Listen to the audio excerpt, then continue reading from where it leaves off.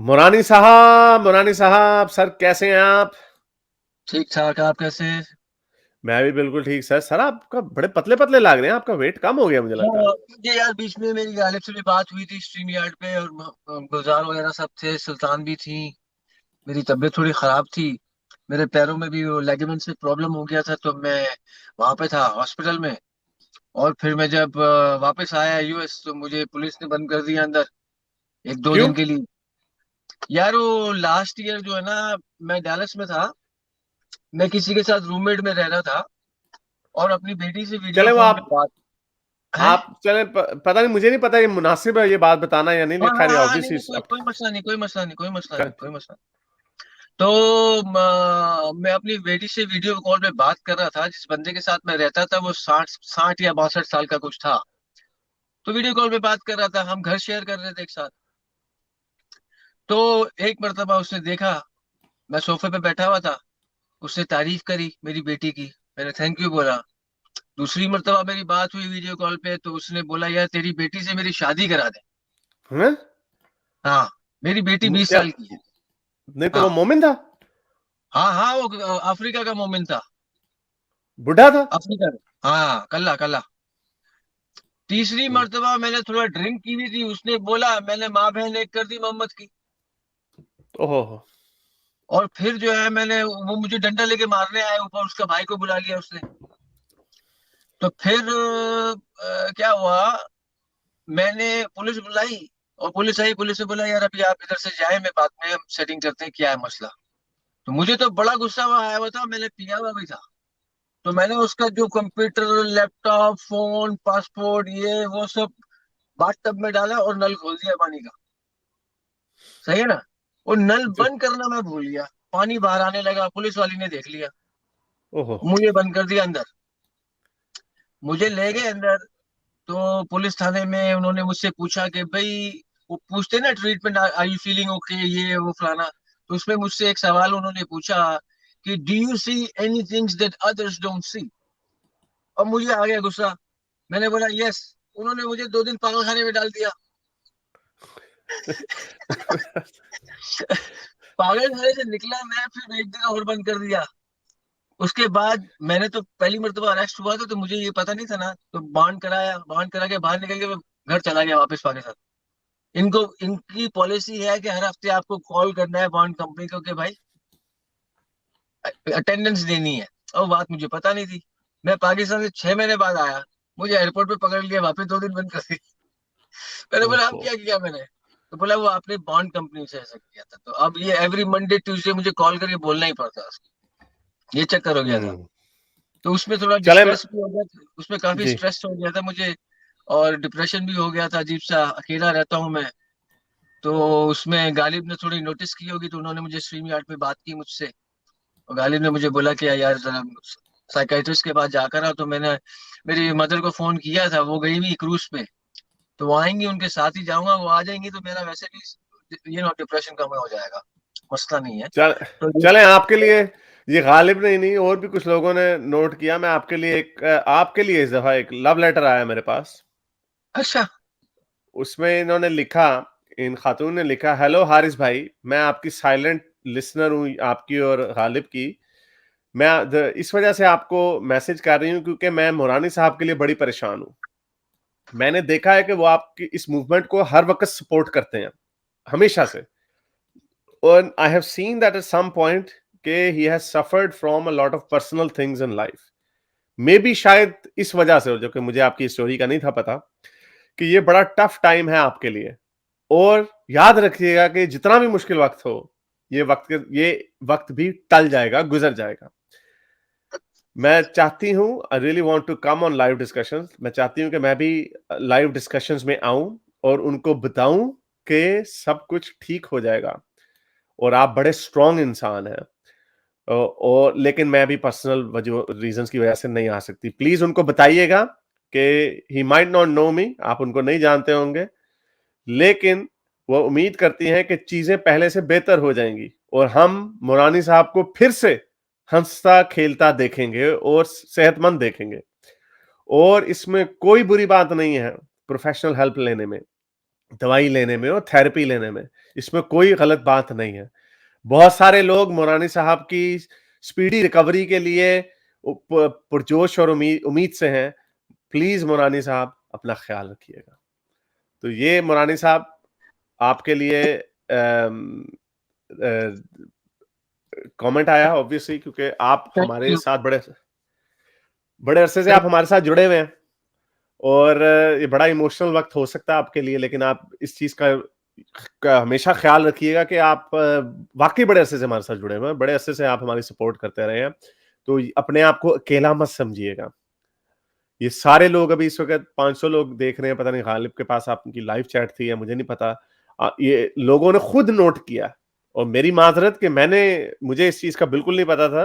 मैंने वैसे देखा कि शायद आपका वेट कम हो रहा है, तो शायद maybe you are trying to lose some weight. मुझे ये सारी बातों का बिल्कुल नहीं था पता।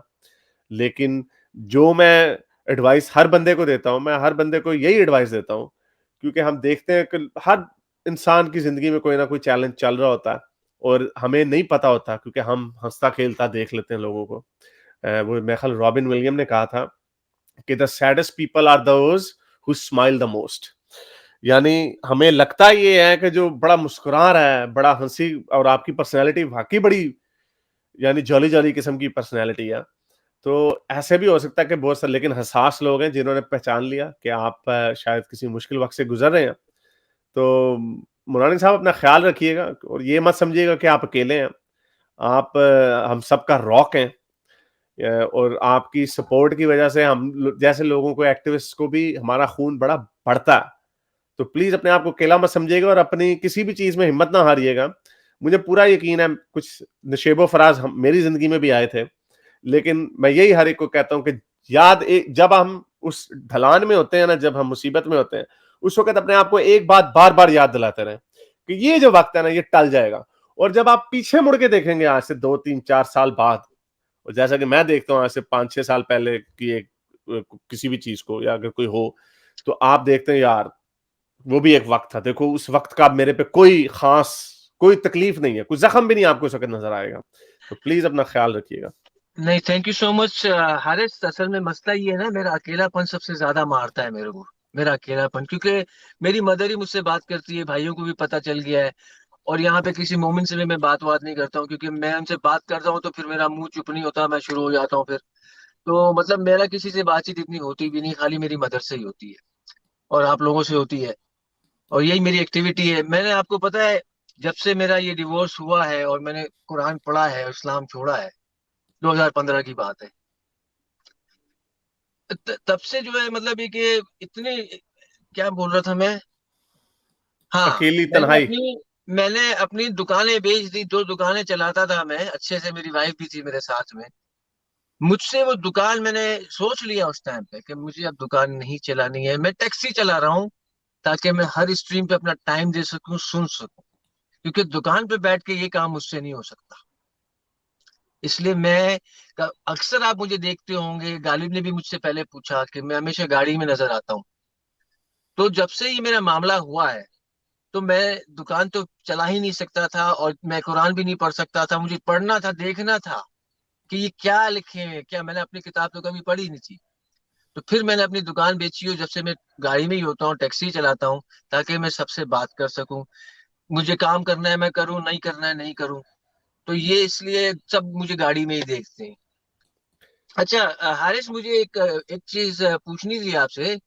ये वो अब्दुल्ला गोंदल के साथ जो स्ट्रीम करी थी हजरत मोहम्मद की दिमागी के ऊपर, तो वो मैं किसी और स्ट्रीम पे चला सकता हूँ, आपकी इजाजत है तो?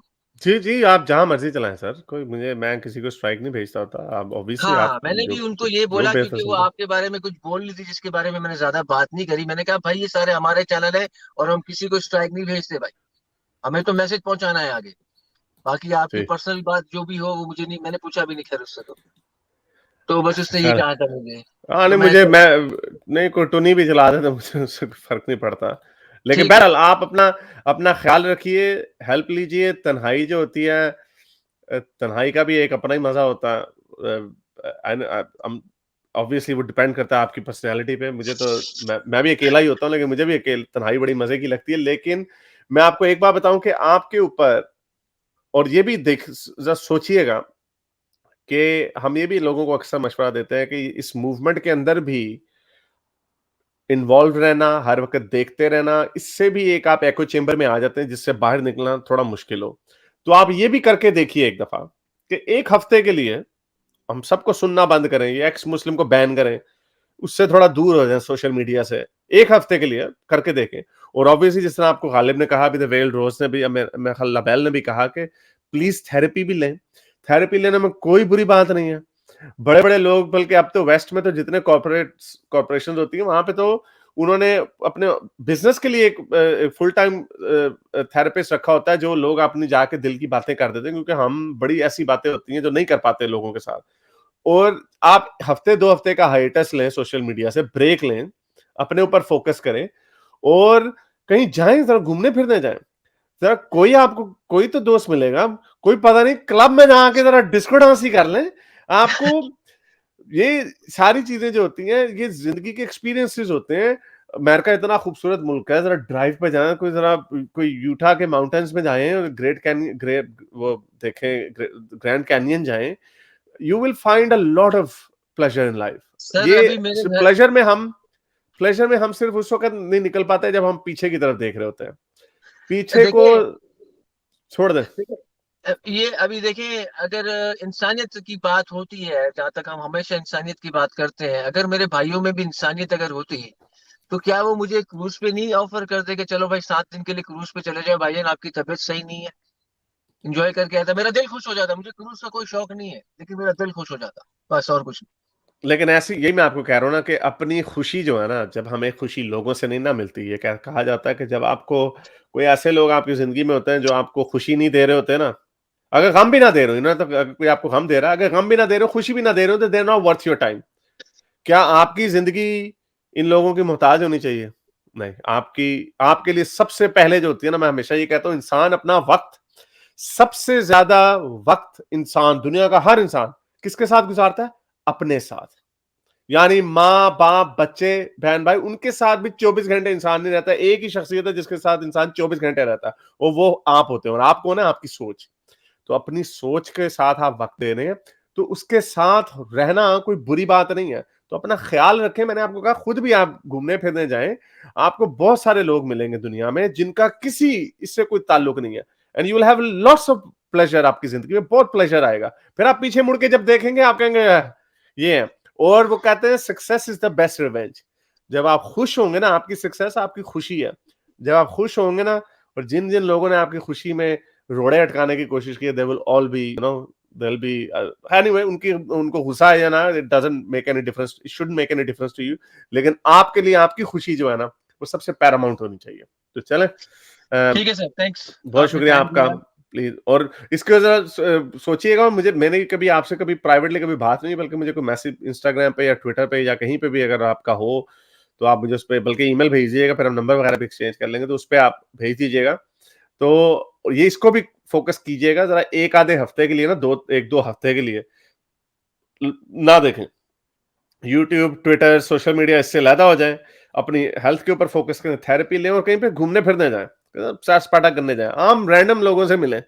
तो ये दुनिया मोमिनों की नहीं है। मेरी जो सबसे बड़ी खुशी की वजह ये थी कि जब मैं एक्स मुस्लिम हो भी गया था, जब मुझे पता भी नहीं था कि मैं एक्स मुस्लिम हूं, जब मैं एथियस्ट भी था, 2005-6 में ही हो गया था, मेरा किसी मुसलमान से पहले ही लेना देना नहीं था। मेरे सारे दोस्त गोरे वजी थे, मेरी बेगम जो थी वो भी गोरी थी, तो इसलिए मुझे फर्क ही नहीं पड़ा था। मैंने कोई चीज ही नोट किया था। इसका मतलब ये नहीं था कि इस्लाम बड़ा अच्छा था या बहुत बुरा था। उसका मतलब ये था कि मेरा जो एटमोस्फेयर था, उस वो उसकी उसका वो डिजाइन और था, तो वो डिजाइन हर इंसान कर सकता। सही, तो चलें सर, बहुत शुक्रिया, थैंक यू, बहुत बहुत ख्याल शुक्रिया, रखिएगा। Thank you. चलें जी, ये थे हमारे मुरानी साहब। इनको इनके लिए ऑब्वियसली इनकी सपोर्ट और इनके लिए अच्छे कलमात इस्तेमाल कीजिए, क्योंकि ये जैसे वो मैंने लेटर आपको पढ़ के सुनाया, बड़े इंपॉर्टेंट शख्सियत है हमारी मूवमेंट के। इन्होंने हमेशा हमारी सपोर्ट की, हमेशा इन्होंने हमारी इस मूवमेंट की सपोर्ट की है, and he is very passionate about it. मेरे इस नेक काम को जारी रखने के लिए मुझे पेपैल या पेट्रियन पे जरूर सपोर्ट कीजिए, ताकि मैं अपना पैगाम ज्यादा से ज्यादा लोगों तक पहुंचा सकूं।